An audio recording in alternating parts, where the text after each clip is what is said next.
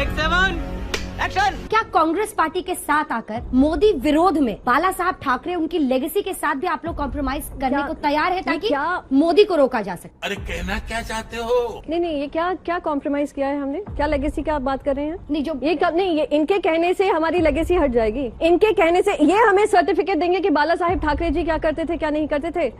ये बड़ी अच्छी बात कही आप। हमने हर एक वही काम किया जो बाला साहेब ठाकरे जी उस पर विश्वास रखते थे। और यहाँ पर मैं भारतीय जनता पार्टी का सर्टिफिकेट नहीं लेने बैठूंगी। गजब बेइज्जती है। क्योंकि ये वो लोग हैं जिन्होंने, वो बाला साहेब ठाकरे जी जिन्होंने इनका हाथ पकड़कर भारतीय जनता पार्टी को महाराष्ट्र में आगे बढ़ाया। आज आपने उनकी ही हस्ती को खत्म करने की कोशिश की है। बात तो सही है।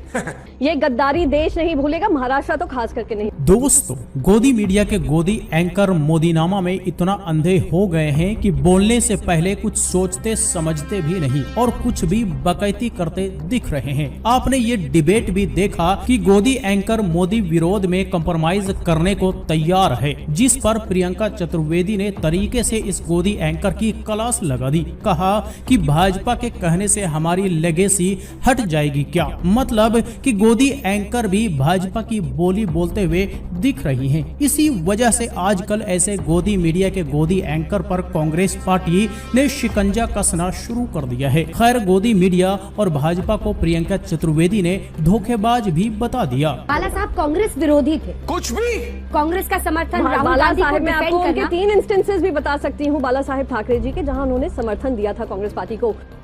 आपको उनकी सोच समझनी होगी कि वो देश की आगे सोचते थे, पार्टी पक्ष बाद में सोचते थे। यही नहीं, अभी और सुनिए।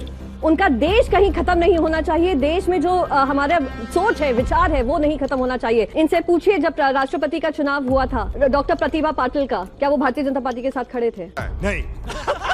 नहीं। तो मराठी मुद्दा अरे भाई साहब, एक मिनट, मैं आपके बीच में नहीं बोल रही थी ना। मराठी मुद्दा जो भी मुद्दा था, आपने मुझसे कहा छत्रपति शिवाजी महाराज को मैं भूल गई। अरे आप लाख कोशिश कर लें नरेंद्र मोदी जी को उनके स्वरूप में ढालने को।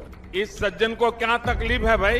पर देश नहीं भूलेगा कि उन्होंने क्या काम किया है। हमारी सिविलाइजेशनल हिस्ट्री आप नहीं लिखने वाले हैं, देश के मन मन में है, दिल में है। हाँ जी, तो बाला साहेब कांग्रेस विरोधी थे और ये गोदी एंकर देश विरोधी हैं। इस पर भी प्रियंका चतुर्वेदी ने इस गोदी एंकर को कूट दिया। कहा कि वो देश के लिए सोचते थे, पार्टी पक्ष बाद में सोचते थे। पर ऐसे गोदी एंकरों को ये बात मालूम होते हुए भी ये अपना प्रोपेगेंडा चलाने में बाज नहीं आते। इसी वजह से जब इन्हें भला बुरा कहा जाता है तो ये बौखला जाते हैं। लेकिन इनकी चमड़ी इतनी मोटी हो गई है कि फिर भी कोई फर्क नहीं पड़ता। जो भी हो, प्रियंका चतुर्वेदी ने इस अनऑफिशियल प्रवक्ता अंजना ओम कश्यप की तरीके से बैंड बजाकर रख दी। साथ साथ भाजपा प्रवक्ता की भी तरीके से धुलाई कर दी।